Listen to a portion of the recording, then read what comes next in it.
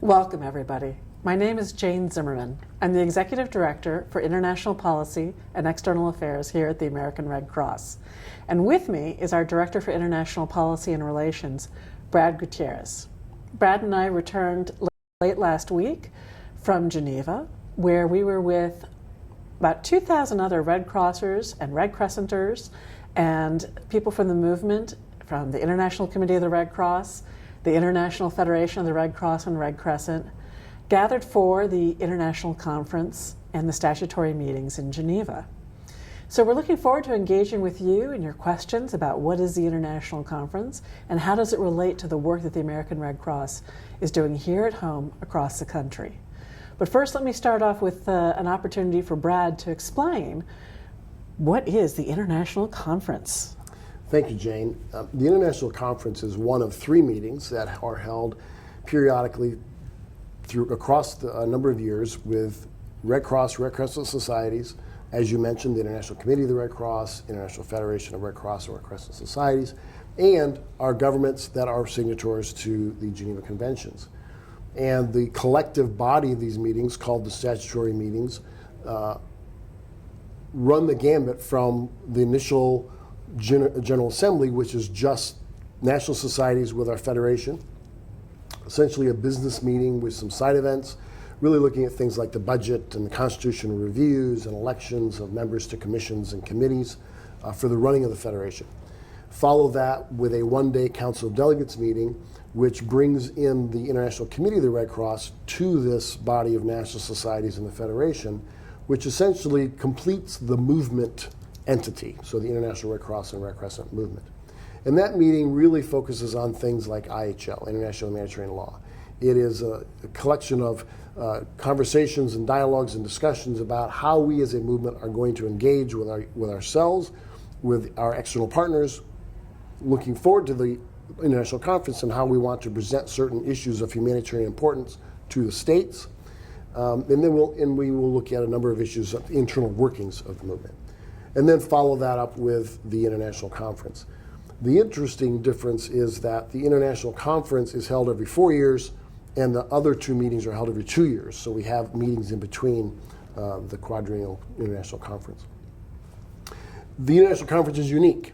It's unique in the sense that it really represents the only designated meeting between states and humanitarian organizations, which is an opportunity for the Red Cross and Red Crescent national societies and Federation and ICRC to have that special dialogue with our states, which most other humanitarian organizations don't have, and quite frankly are somewhat envious of our ability to have that with them. So we're able to put things on the table and have dialogues with our states in a very sanitary environment in which many other humanitarian organizations just don't have. So when we say national societies, how many Red Crosses and Red Crescents are we talking about? Well, as of this General Assembly, when we welcomed our 190th National Society, the Tuvalu Red Cross, we now are up to 190. And for me, I found one of the most exciting things about being in Geneva, that opportunity to meet and learn from so many other Red Cross and Red Crescent representatives, as well as the ICRC. So you went through, if I understand correctly, again, a little bit of the difference. The International Conference includes the governments of those 190 national societies. That Correct. is, any government that has adhered to the Geneva Conventions, correct? The states that are welcomed and invited to the International Conference are all governments who have signed onto and are signatories to the Geneva Conventions. There actually are more signatories to the Geneva Conventions than there are national societies. So there are 196 states that were invited, and now we have 190 national societies. Terrific. I just want to remind our viewers that if you use the hashtag Humanity in War, you can ask questions. Believe me, if you're having a little trouble following this, don't worry. I'd say Brad and I and our teams, we have periodically had to go over what some of these structures mean and how they relate back to our founding documents. So if you're feeling a little confused or a little lost, that probably means you're understanding it pretty well. But we promise that by the end of this session, we're going to break it down for you. And you're going to see what it has to do with the way you respond to anything from a house fire to a flood to an earthquake. or to people who've been separated from their families, and also raising that next generation of humanitarians. Were youth included in this event? Youth were included in this event. There was a youth conference, or more of a symposium, the day prior to the beginning of the General Assembly. The youth also did a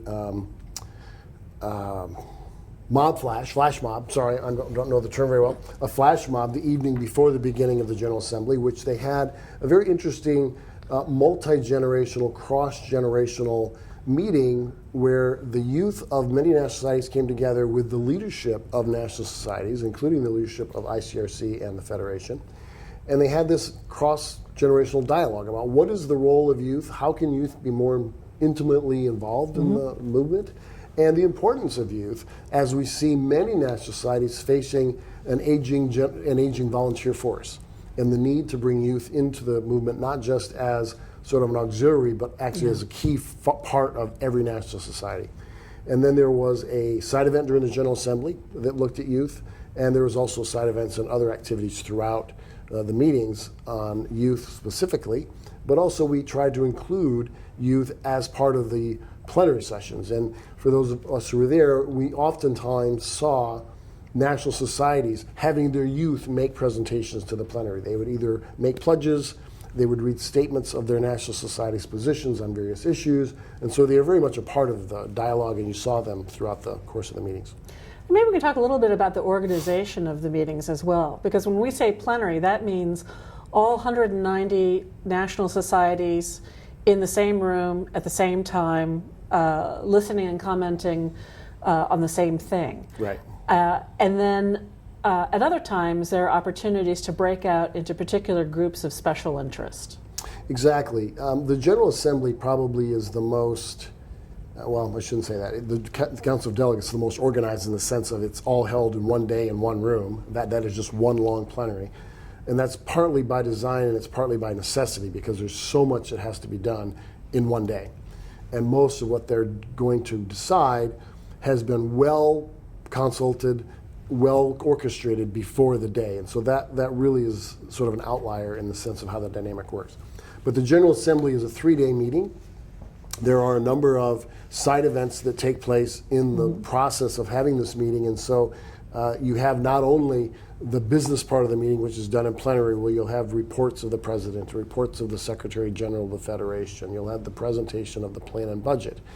There is a presentation of candidates for the Election Commission and the Finance Commission and the Compliance and Mediation Committee and all of those sorts of organs that make the Federation run. And then they will be voted on and approved by the plenary, which is all 190 national societies. And then you'll also have opportunities for larger conversations. In this particular meeting, we had a presentation about the future of humanity and the future of humanitarian action and what it looks like and what are some of the challenges. As many people who are in this business are aware, there has been this growing sense of angst between humanitarian work and development work, and where does the line reside? And is the line really something that matters, or is it just something that's made up to deal with some of the funding issues? Particularly when we're talking about recovery from a large-scale disaster. Exactly. There is a sense that we do recovery by necessity. We have large donations from a variety of entities, not just the American Red Cross, but national societies around the world. And one of the things that the Red Cross and Red Crescent is very proud of is that we don't show up and leave. Yeah. We show up when we're there. And many times, in most cases, we're there before the disaster, we're there during the disaster, and we're there long after the disaster. And so recovery becomes a part of our DNA. And in many ways, that is development work. And so we sort of have to recognize that we do development even though we don't call it development. And I think that also brings into question that sort of dialogue.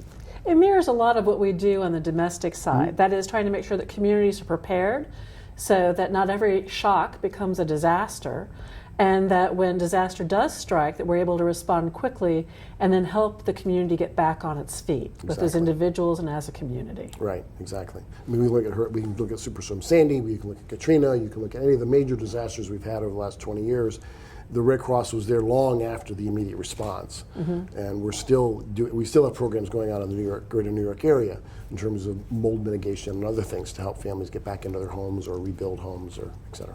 Well, for me, that's something that's really powerful when I go to, for instance, other events organized by other humanitarian groups. I'm thinking particularly of events organized around the World Humanitarian Summit, which is a UN-led initiative, but which includes the movement, which includes not only UN agencies, but non-governmental organizations and international development and relief organizations from around the world. And what every other organization is talking about is how much they wish they had local partners to work with. And yet that is absolutely how we are set up to begin with. And so we're so fortunate that we already have these relationships. We've been in Nepal before the earthquake. We were able to quickly respond in order to help when the earthquake struck, and we're there to help them recover thanks to the generosity of our donors. And I think that's one of the things that really strikes me is what we have as the Red Cross and Red Crescent is the envy of everybody else, that we are both local and global.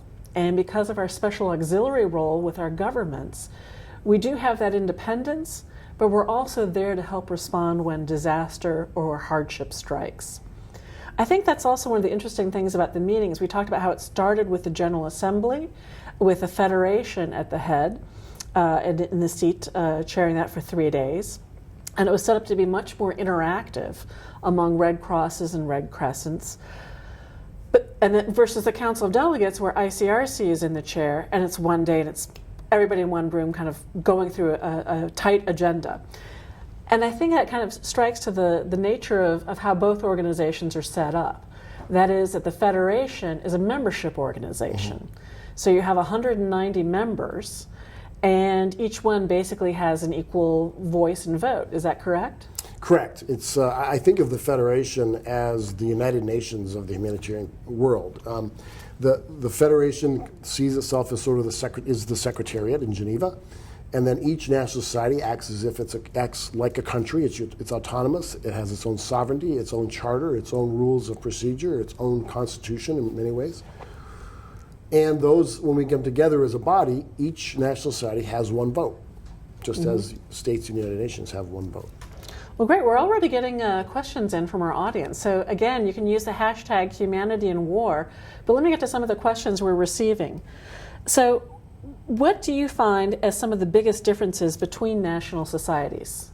Say an American Red Cross, and let's not pick on Tuvalu, but let's say some of the smaller ones or ones from different parts of the world.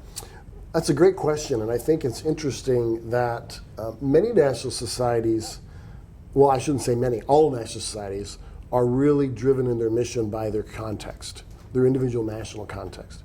The American Red Cross is a large domestic emergency response organization, plus biomed. And we are known for our ability to respond to disaster, thousands of disasters a year. But if you go to a national society in Africa, Tanzanian Red Cross, Kenyan Red Cross, Senegalese Red Cross, etc., these are all national societies that have very different problems they're dealing with. If you go to their national society and say, what's your number one priority? It's not going to be a tsunami. It's not going to be an earthquake. It's going to be food security. It's going to be water security. It may be flooding, depending on the particular region of the country, because almost all of these national societies have relatively large swings in weather patterns, which will give flooding and drought, et cetera. But they're really looking at things like food security and water security. And then, of course, in a country like Kenya, where you're dealing with the border of Somalia, you've now also got refugee camps. And how do you deal with an influx of movement populations? So very different priorities from what we would have. If you go to smaller countries, smaller national societies, Tuvalu, Cook Islands, Fiji, et cetera, now you're in the middle of the Pacific Ocean. Many of these national societies are looking at being, their entire territory of their country is no more than 3 or 4 meters above sea level. Yeah. Climate change is a huge problem. We just saw the results of COP21 out of Paris, the climate change conference in Paris. Well, the results of that are really going to be tangible for the work of the Red Cross and Red Crescent movement and many other humanitarian organizations over the next 10 to 15 years as we try to figure out how we can help states achieve those goals, but also how we can be better at doing disaster preparedness in a climate change environment where many of these smaller island countries are really at risk of being, frankly, just flooded off the map. And so the context is very different. And if you look at a country like Nepal, Nepalese Red Cross, earthquakes, as we've seen this year, earthquakes are a huge problem for them. And so their focus is going to be on earthquake prevention, earthquake response, et cetera. Understanding what to do when the ground begins to shake. Right. One of the other things that people have asked about here, and I think it touches on something that was discussed explicitly at the meetings, strengthening movement. First we called it coordination and cooperation, and then we strengthened that to collaboration. And I think one of the key things to understand about that is that when the world responds to a disaster, whether it's an earthquake in Nepal or a typhoon in the Philippines or a hurricane in the United States, that Red Cross or Red Crescent of that country is in the lead. And that when partners come in, the host national society, that is, if it were in the United States, the American Red Cross, if it were in Kenya, the Kenyan Red Cross, would really set the parameters and the roles and responsibilities for assistance. I remember one of the most powerful things I heard in a larger conference regarding the world response to the Philippines after Typhoon Haiyan was that so many other humanitarian organizations were sending medical teams and field hospitals and medical personnel to a country that exports doctors and nurses, and that wasn't really what they needed. But the Red Cross response was great because we had the Philippines Red Cross exerting a really strong leadership role and communicating so well through the Federation and the ICRC what they actually needed and where the gaps needed to be filled. And how, for instance, the American Red Cross has really demonstrated leadership in so many areas such as information management. I mean, information is the most critical currency in the time of an emergency, a humanitarian emergency, and how we are quickly able to bring internet communications and the systems and organizations so that you can organize the flood of information that you're receiving at the time in order to respond.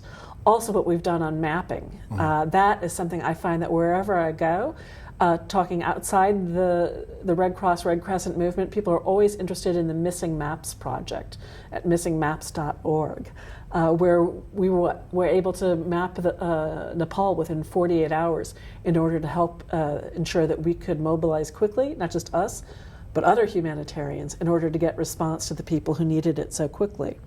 So I think that was also something that we saw at the meetings in Geneva. The national societies, the Red Crosses and Red Crescents of each country, really trying to demonstrate that leadership, and that when you respond, or if you want to do long-term work in our country, we're going to be in the driver's seat. And yes, we may need, for instance, ICRC's special capabilities in managing and handling human remains, ensuring safe and dignified treatment of those who perish in a disaster or emergency. But we, as the host country's Red Cross or Red Crescent, we're going to be the ones to figure out what the appropriate roles and responsibilities are. Yeah, let me just comment on that for a second. You're absolutely right. I think one of the things that you've raised issues that touches on a bunch of other things that I think are very relevant to the national conference. And number one is the ability of a national society to play that lead role effectively really is dependent upon its organizational development. It's very much dependent upon that national society's strength and ability to play that role. And so we heard loud and clear in Geneva, both at the General Assembly, at the Council of Delegates, and even in the International Conference, that one of the primary objectives going forward, one of the things that took place during the General Assembly was a discussion about the midterm review for Strategy 2020. And one of the things that came out of that was this sense that we need to do a better job of having a coordinated organizational development platform and organizational development methodology for helping national societies who may not be as strong as others become that vital, pivotal leadership actor in a disaster in their own country. And so when you look at organizational development across the board, even our own government, the United States government, has expressed interest in trying to figure out how they can provide assistance at building that national capacity in national societies, in smaller, less developed national societies. So it's something that we all are looking to. And interestingly, at the International Conference, one of the resolutions that was passed was called strengthening movement response to humanitarian needs. And there were 5 major pillars of that response or of that resolution. But one of them was the states endorsed the Principles and Rules for Humanitarian Assistance, which was a document that the General Assembly passed in Sydney in 2013. This was the first opportunity for us to be able to present it to the states, because obviously this was the first international conference since 2013. And the states endorsed that, which was a huge deal, because that Principles and Rules document effectively lays out how we as a federation are going to govern ourselves during an emergency response.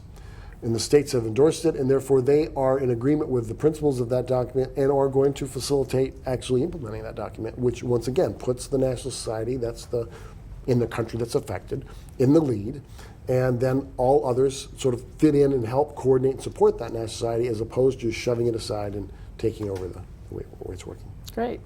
Well, once again, thank you for joining us. Use the hashtag #HumanityInWar in order to send us questions.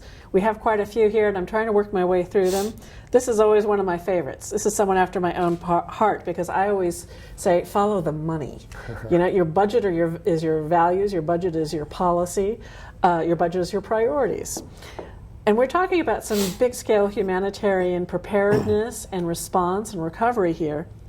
So, Brad, who pays for all this? Well, that's a good question.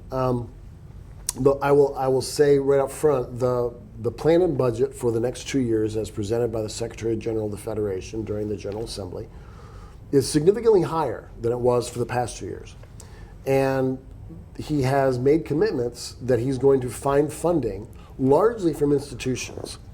And he will be looking at large foundations around the world. He may be looking at the UN system. He will probably be going to certain governments and asking for additional funding. But he has made a fairly large increase in what he's envisioning for the budgetary pot for the Federation. But he has also assured national societies that it's going to be his responsibility to raise the money and make cuts if that money doesn't come in. So who pays for it? Well, the budget of the Federation is divided into a number of categories. National societies pay dues. Every national society has a dues quota that they're obligated to pay. Like any membership organization. So that makes a fairly small part of it, maybe 10% of the overall budget of the Federation is dues. Then there are a number of other support sorts of sources of money. For example, the Federation rents out some of its vehicles to other organizations during disasters. So if there is a disaster in an area and we have excess capacity, we rent out those vehicles, kind of like running a car rental agency, and people pay us for the use of those vehicles. That's another source of funding. The Federation, just like most organizations in the humanitarian business, when they get a large donation for a disaster, they will hold back a portion of that funding for their operation expenses. The Federation holds 6.5%. So that is a cost that allows them to function, sort of the infrastructure of the Federation. That's another source of funding for how the Federation takes care of itself. Sometimes it's also referred to as a firehouse. A firehouse. That is, whether your house catches fire or not, you need to still pay something towards making sure that fire station, firefighters, and capabilities are there. There's gas in the trucks. Right. And then lastly, the largest part of funding is from voluntary contributions from a variety of entities. Some national societies will offer and pay more money for an issue that they find particularly relevant to their work. The Canadian Red Cross, for example, is very strong in maternal and child health. And so they have funded a lot of work at the Federation in the maternal and child health area. But is it their money or is it their government's money? Well, some of it's their government's. Or is it donors' money? All the above. All the above. It depends on the national society. It depends on the interests of the government. It depends on the interests of wealthy donors in their country. It really depends on individual circumstances. There's also, whenever there's a major disaster, there will be an appeal. Emergency appeal will go out to the world. And so the Federation can also receive money from individuals, from companies, big companies like Nestle's, which is headquartered in Europe, big companies like Facebook and iTunes and Amazon and Google and all these other large entities will make significant contributions to disasters through this appeal process.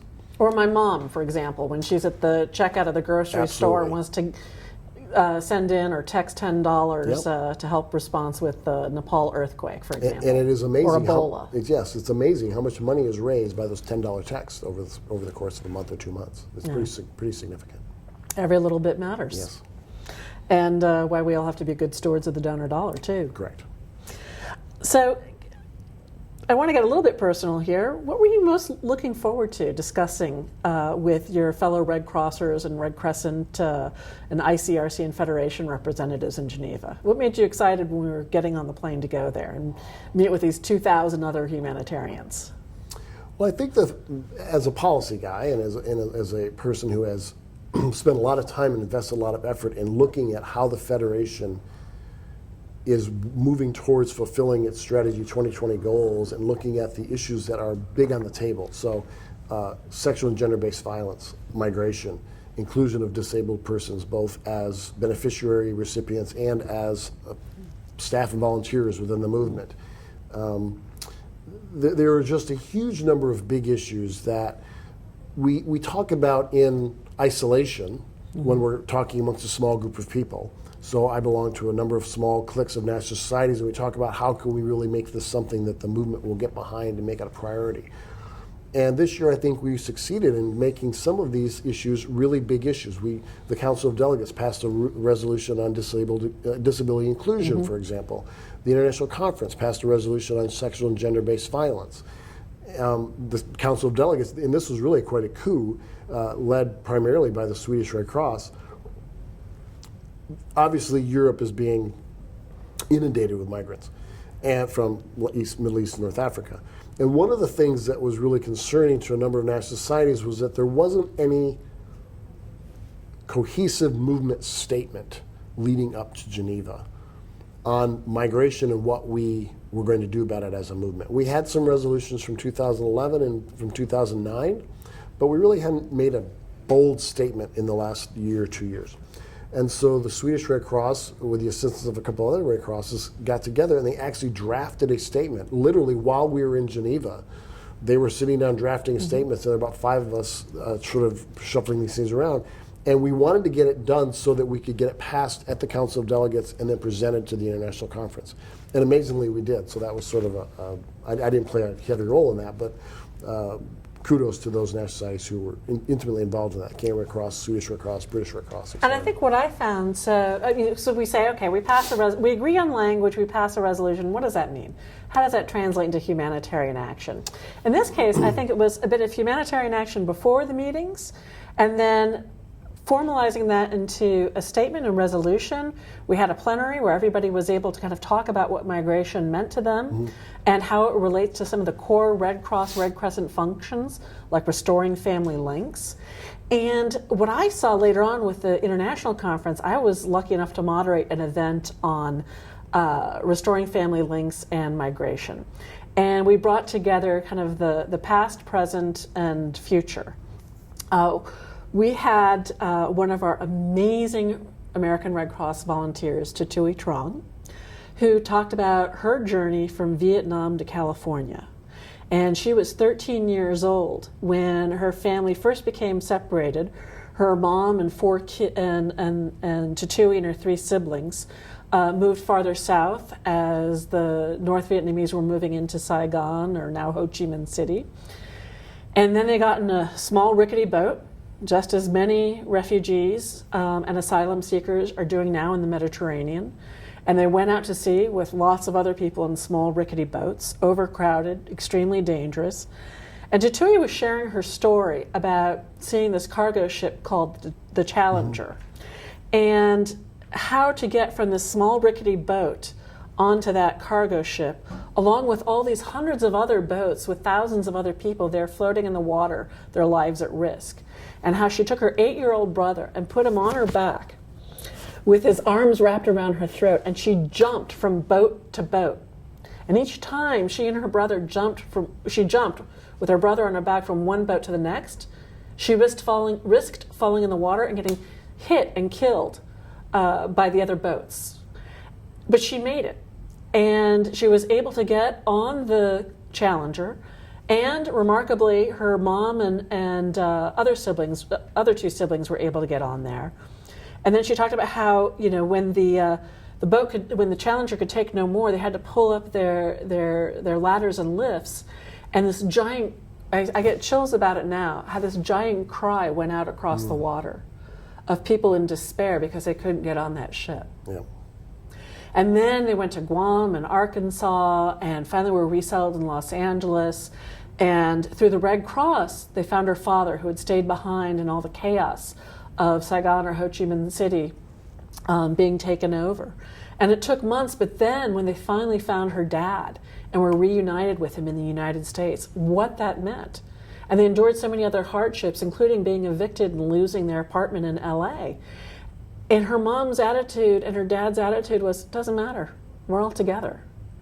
And you realize that each of these conflicts, from World War II to Vietnam to the first Iraq War to now the conflicts all around the world, have such a long tail. Mm-hmm.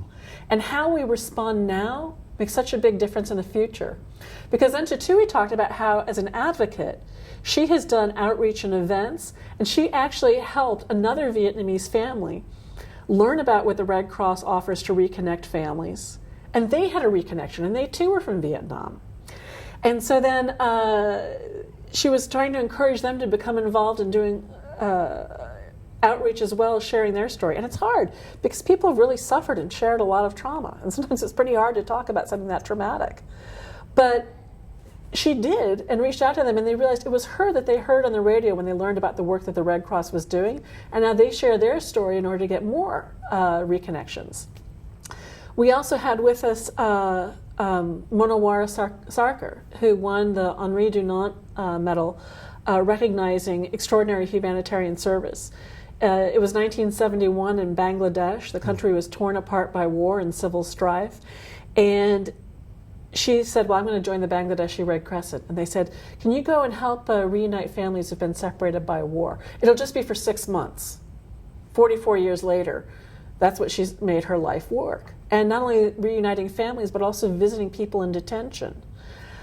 And so we had her talking about that and how important it is to always keep in mind, the fact that family is always going to be the number one thing that'll be in the back of someone's mind, even when they're thirsty, even when they're hungry, even when they're sick. They want to know where their family is.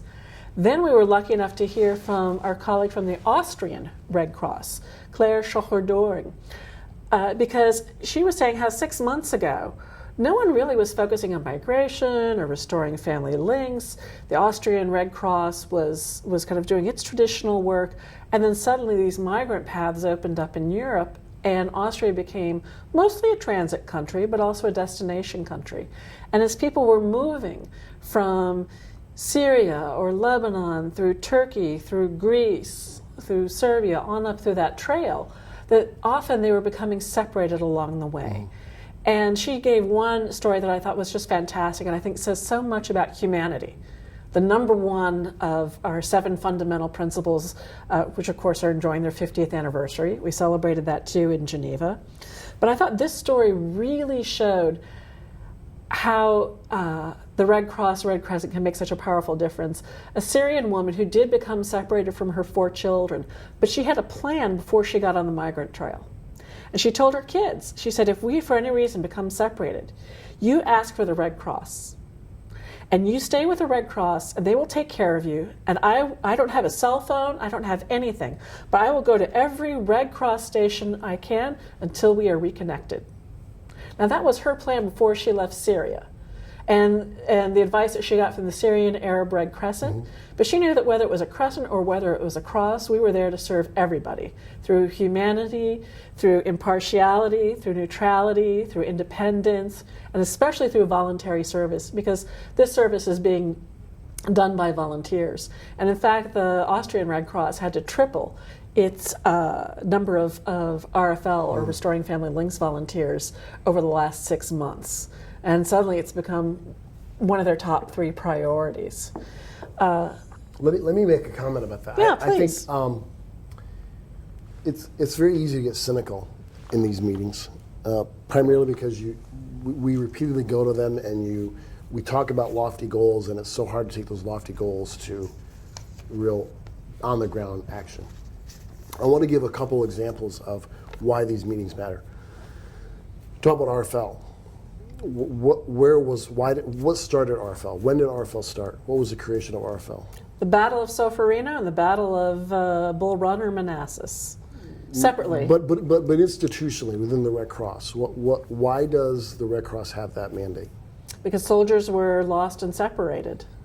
It was the Second International Conference in Berlin in 1869 where the creation of the Central Tracing Agency took place, and that was the beginning of Restoring Family Links. And Clara Barton's Office of Missing Soldiers? Well, that was here in the United States, but in terms of the institutionalization of RFL and tracing as an international Red Cross mission, it was created in 1869 at the Second International Conference. I get to learn something new every day on this job. So these international conferences do have an impact. Yeah.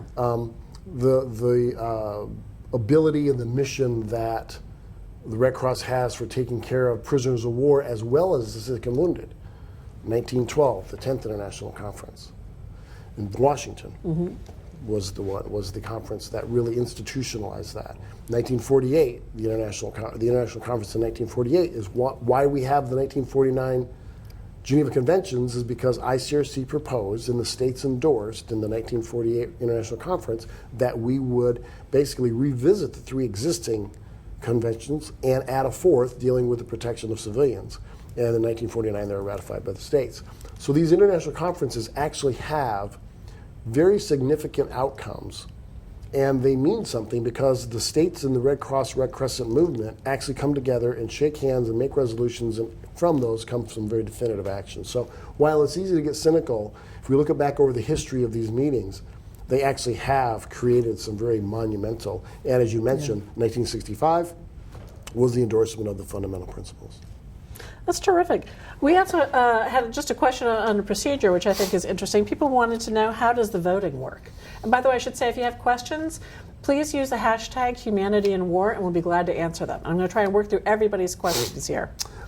If you're talking about voting for things like offices, commissions, and those sorts of things, it's done differently in different meetings. So the General Assembly, the voting essentially is by consensus. There are nominations that are submitted for the various positions on the various committees, and then those committees are the slate of candidates is presented. The election commission will go through all of the candidates that are submitted from around the world, and they will basically pre-select who they feel is best qualified based on the criteria for the membership on those commissions, and then they will select a slate of nominees which they will present to the General Assembly, and by acclamation they will be approved for vote.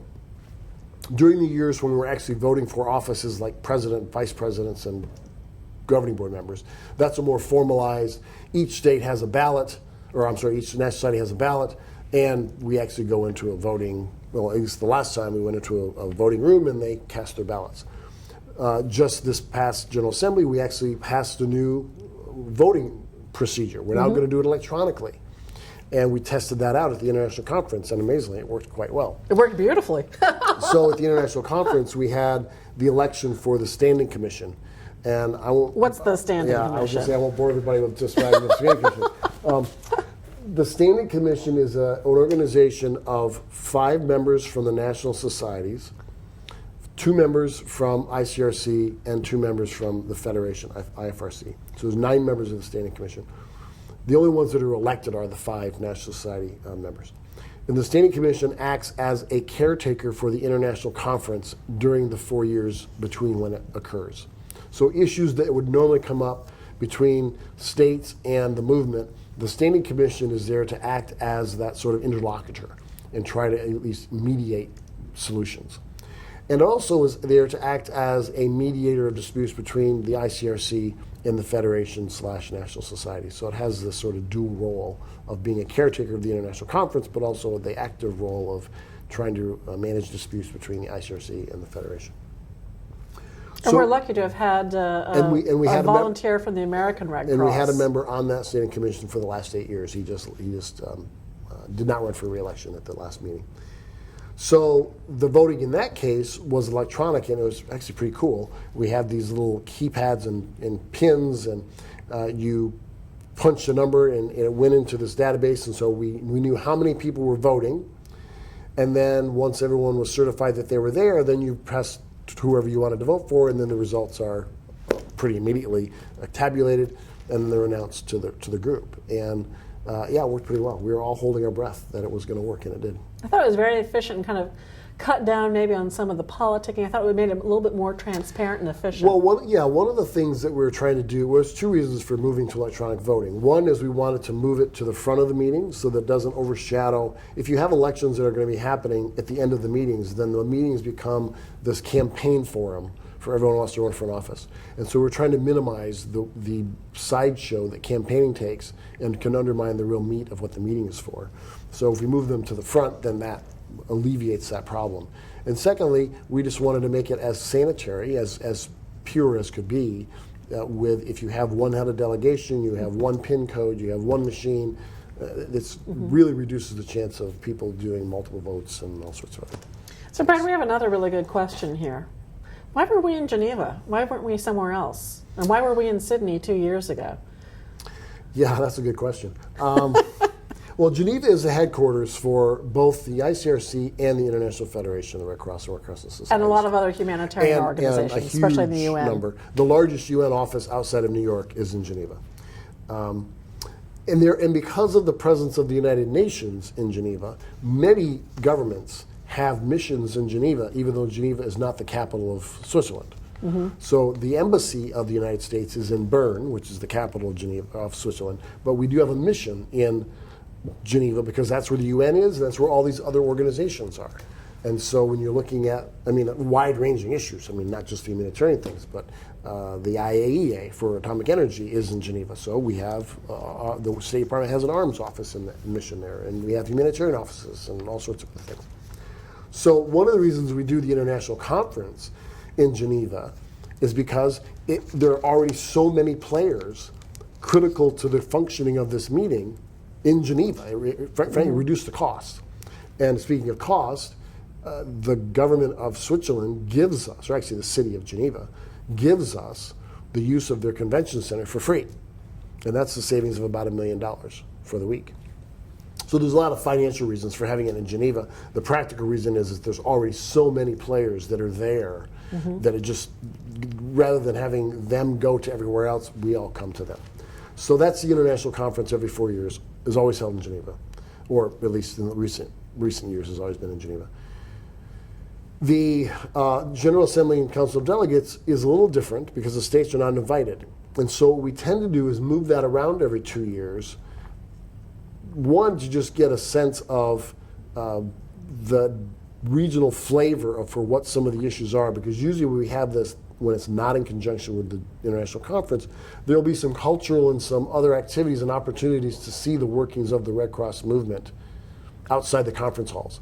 That was one of the things I found exciting about Sydney. Of course, Sydney, Australia, right. Fabulous city.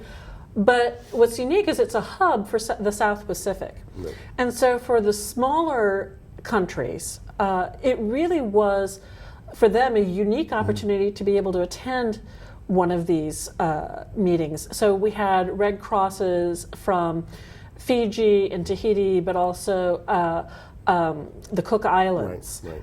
and Vanuatu, which of course was devastated by a cyclone earlier this year. Right.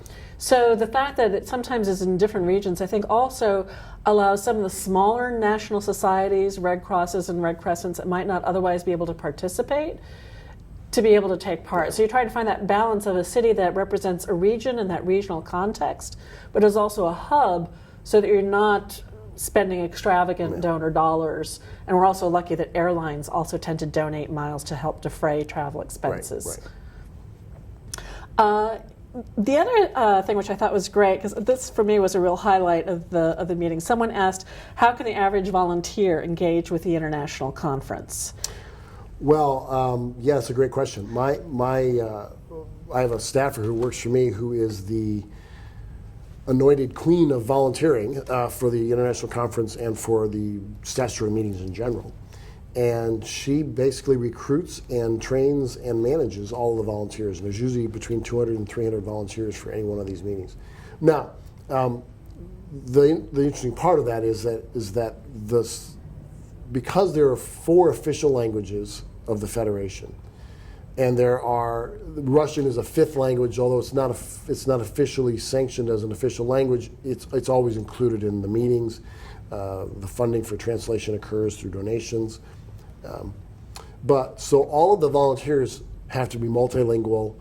They have to have some ability to function in a variety of languages, because you never know who's going to walk up to you. So we have French, Spanish, English, Arabic as our 4 main languages, and then Russian.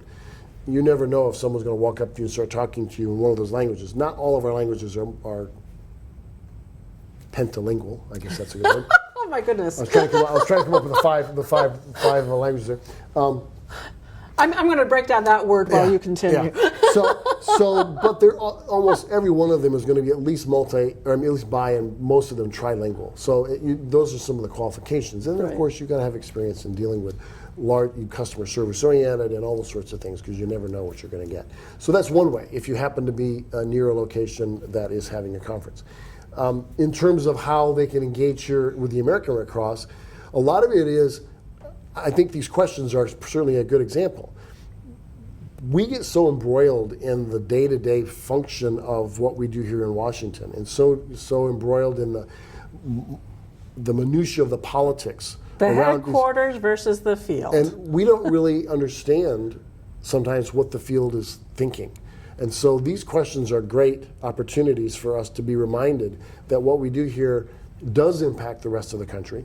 And we need to be sensitive to the fact that there may be issues that the volunteers and the staff in the field need answers to, or just are curious about, that we don't know. And so I'm always open to have questions from anybody about this stuff, because for them not to ask the questions, I won't know that they're issues. So that's one way, is just putting issues on the table, putting subject matter, putting topics on the table that you would like to see raised, so that we can hopefully bring them to the forefront and have a conversation about them. And let's not forget social media, because there's a lot of activity, particularly from Red Cross, Red Crescent youth on social media, and not just from youth delegates, but that getting out the word, and particularly about, let's not forget, the whole reason we exist, the Red Cross, the Red Crescent, is because of the Geneva Conventions. And that is the foundation of what we call international humanitarian law. Now, international humanitarian law or international law always kind of sounds like a highfalutin concept. There's no Geneva Convention police or army out there to enforce it. So, can you help break down again how international humanitarian law and the conventions and these resolutions we pass or negotiate, what does that mean for actual action on the ground? Well, I think as most people know, ICRC has been designated in the Geneva Conventions as sort of a protector of the Geneva Conventions. And we think of them as sort of the guardian of the Geneva Conventions. And they have a mandate to help states foster compliance with the Geneva Conventions. And so when we get together at the International Conference, this is really that venue where national societies and ICRC can come to the states and say, we see these things happening. We see these transgressions happening on a regular basis. Or we see through our work that there are gaps in international humanitarian law that we think need to be addressed. And so we would like to present to you, or would like to work with you in some meaningful way to come up with solutions to those sorts of challenges. One of the things that happened at the last international conference in 2011 was there was a proposal put on the table that said, we think compliance with international humanitarian law is really not living up to standards, particularly in light of incidences in Iraq and Afghanistan and other conflict areas. And so the International Committee of the Red Cross and the Swiss government were essentially mandated by the International Conference to take a four-year course of consultations and studies and come back to this international conference with a proposal for how they were going to design a new mechanism for increasing and improving compliance with IHL.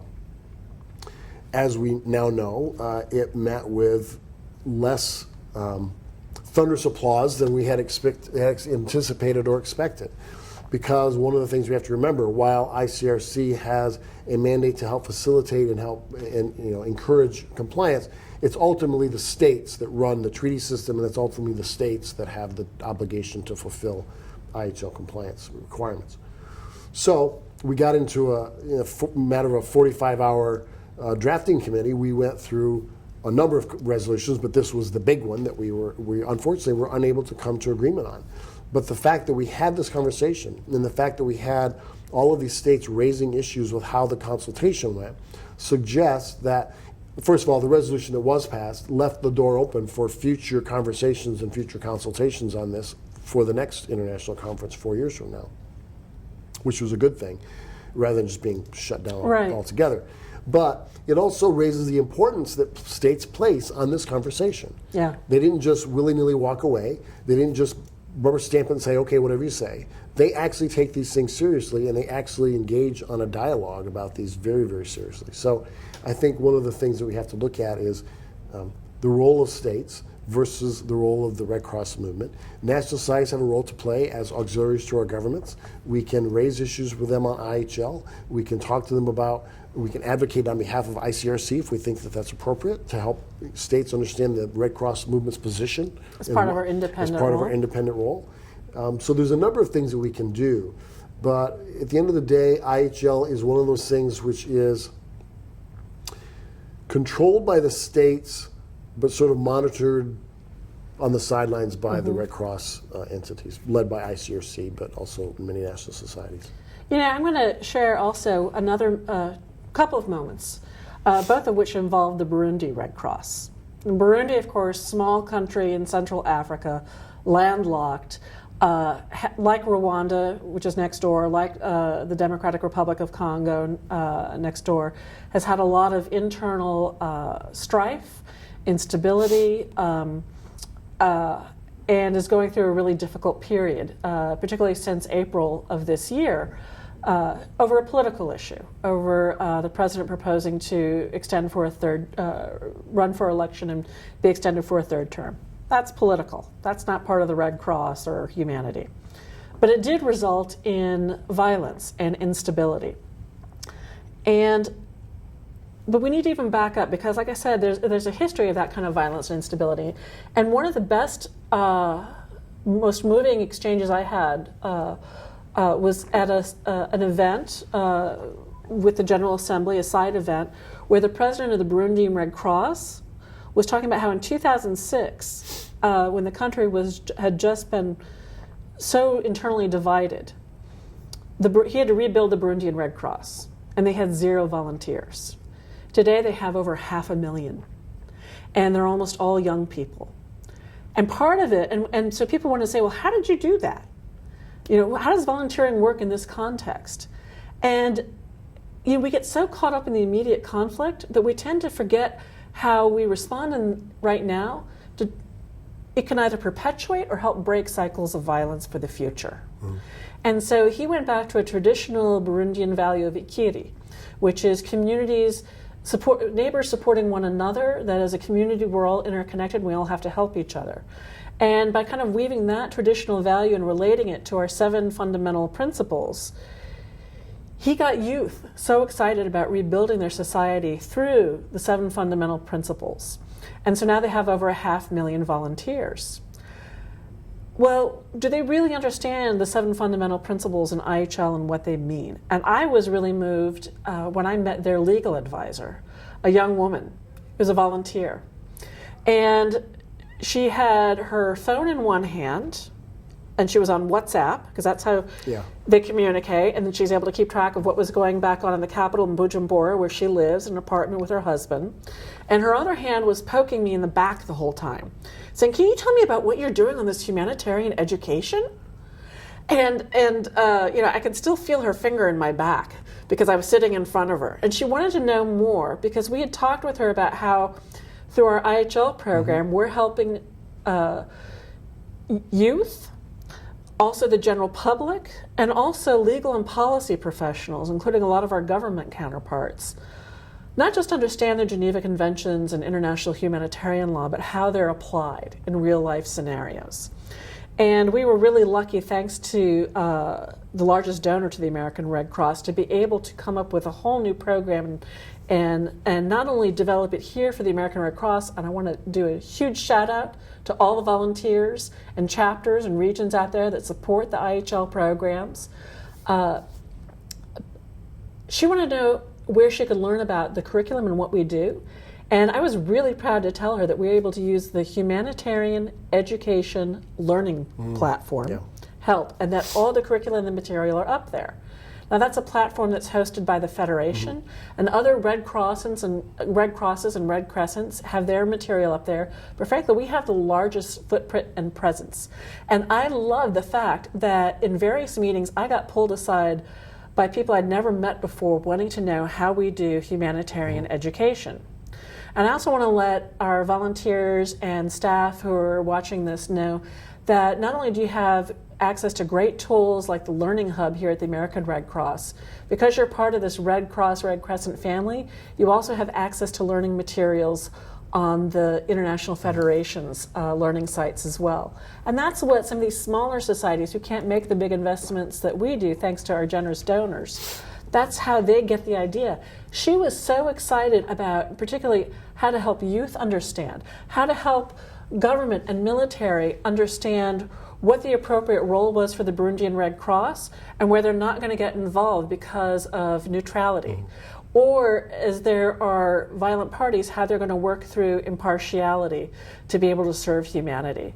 And at the same time that she was asking me all these very specific questions about our programs and how, for instance, we're going to expand Born on the Battlefield so that new volunteers, staffers, or just those who want to brush up on their 7 fundamental principles can also figure out how we use that in domestic response and day-to-day. She was really fascinated by that. And as she's asking me all these questions, along with others later on, she's looking at her WhatsApp and saying, the fighting in the capital is moving over to my cousin's part of the city. So excuse me, I just have to write and tell them that they can go to our house and seek safety. So for her, it was very personal. Yeah. It was, how do the Geneva Conventions and these fundamental principles relate to my family leaving one part of the city and coming over to my house? And then the next day, as the fighting was getting closer to her neighborhood, what was the plan that she and her husband and family had developed to move on? It involved so much of that planning, so much of that resilience. And it was just also one of those things where I felt so proud and so humble at the same time. And again, where anything we have that we can share with this family of ours, of Red Cross and Red Crescent, is just, it's an incredible privilege to do it. Absolutely. So with that, Humanity in War, the hashtag, I think we have gone through most of the questions. What happens after the meetings is probably a good way to end. And then I should say, if anyone has any further questions, particularly for those of you who are Red Crossers, you'll be able to find us on email, but also you can use the hashtag Humanity in War. Anything you wanted answered that we haven't had a chance to answer, we'll do it. But Brad, what next after these meetings? Well, I want to really quickly make a comment, because I don't want everybody to get the sense that these meetings are just about sort of the politics in the IHL and those sorts of issues. We really do deal with a lot of humanitarian disaster core Red Cross business as well. One of the things that came out of the International Conference, of course, was the launch of our 1 Billion Coalition, which the American Red Cross has been very key in the founding of that. Now it's sort of a joint venture between us and the Federation. And so that is a fundamental part of our mission going forward, I think, is how we're going to look at the 1 Billion Coalition and try to build resiliency. And it's a major resiliency initiative. And so the COP21 climate change is a big part of that. Looking at disaster preparedness and the full disaster cycle is a big part of that. And so this will be something. And so really what next is, how do we take these initiatives? 1BC, the resolutions coming out of the Council of Because we're going to make 1 Disability. billion households more resilient and prepared by 2025. 2025. Sorry. And so we have all of these resolutions and initiatives. And so the next step is, how do we actually sit down and operationalize them? How do we make sure that disabled persons are more included, both as beneficiary recipients and as members of staff and volunteers? How do we make sure that we gain the leverage and get the partners to make the 1 Billion Coalition a reality? How do we make sure that we engage with states so that 4 years from now, when we bring a resolution to the table on IHL compliance, it doesn't fall flat? These are all things that will be long-term projects. They're not going to happen overnight. But it's now time to get to work. We've had all these nice meetings. Now the time is to get to work, sort of separate the wheat from the chaff, find out what the real tough work is, and then move forward and do it. And it's all about partnerships, it's all about relationships, and it's all about trying to make sure that we keep our eye on the ball and we work towards what the real goal is, and don't get too distracted by the noise and chatter on the side. No, absolutely. And I think, again, how we can use our 7 fundamental principles, a lot of what we discussed here today, to reach that goal of making 1 billion households more resilient, better prepared, not having to endure every shock as a disaster by 2025. It's a great goal. It's going to require a lot of energy and effort. And I think, again, American Red Cross, thanks to our volunteers, first and foremost, our staff, our incredibly generous donors, we're going to get there. So again, if you have any questions that were unanswered, please feel free to reach out to us. Jane Zimmerman, Executive Director for International Policy and External Affairs here at the Red Cross, and Brad Gutierrez, our Director for International Policy and Relations at the American Red Cross. Thank you so much for joining us, and let me just say, especially to our volunteers out there, thank you, thank you, thank you for all you do.